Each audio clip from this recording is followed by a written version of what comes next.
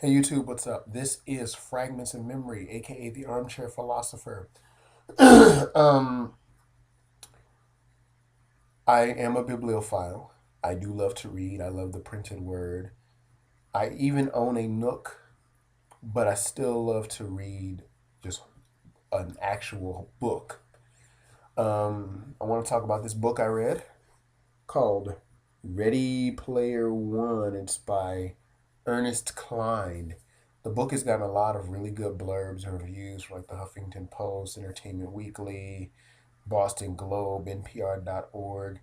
It's awesome that it's gotten a good review. So I go to Barnes and Noble over by where I work. There's a Barnes and Noble bookstore. I visit there often. Maybe I'll sit at a cafe and I'll sip on some tea or something and read a book. And I've gotten to know some of the baristas up there. And two of these guys, they're gamers. They're into like comics and sci-fi and fantasy. Anyway, excuse me.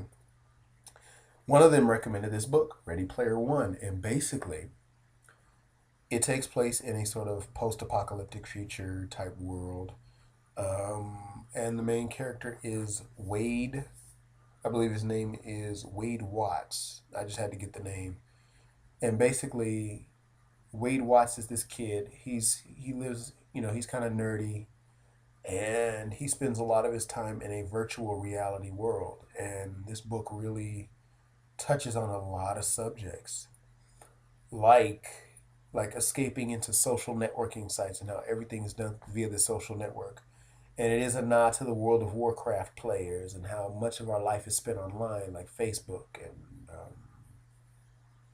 what's another good one? What's another really good one? Like Tumblr, like LinkedIn, all these so-called social networking sites and World of Warcraft.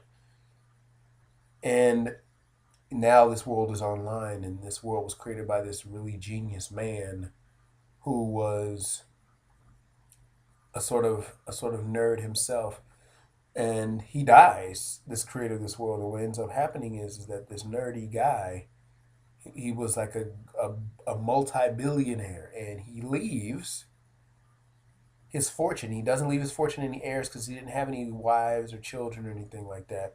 So he has everyone going like this sort of virtual reality scavenger hunt. And there's all sorts of like pop culture, video games, sci-fi references just strewn throughout the novel.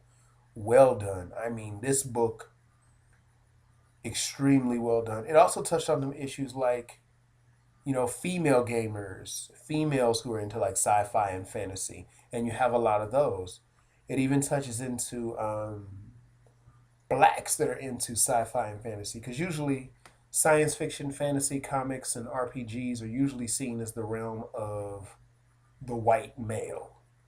When I can attest to this, and I know a few guys that were black that were into like sci-fi and fantasy. I know a guy right now that's in the comics. He's a brother. He's like older than me, got a government job and everything. Very legit brother, but he loves him some comics. In fact, he schooled me on a lot of comic books. Um, there was, I look at people like Octavia Butler who wrote sci-fi. I look at people like I always mispronounce her name, but I reviewed one of her books, or I talked about one of her books on my channel. Ndedi Okorafor, she wrote Akata Witch.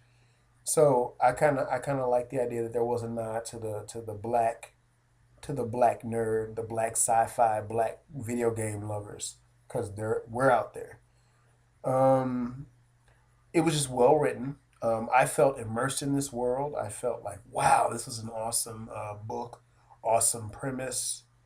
And I don't want to just say awesome. I want to say it was very well done, but I was like glued to the page. I'm like, what's happening next with Wade Watts? I even got some references I didn't get, and there were some albums that I didn't even know about. I found out about something called Rush 2112, and I've listened to it. It's a really good album. Or I've listened to the song Rush 21, or the album, or the song 2112. And it has a sort of concept album theme, just like Styx's Kilroy Was Here, or the Who's Tommy album, or you get the drift. Um, Good stuff. Really good, really, really good stuff. Ernest Cline gets my applause, applause, applause left and right. I recommend you get Ready Player One. It's a clever read. It's a book that transports you to another world and is very intelligent. For all my nerd lovers and nerds out there, get it, read it.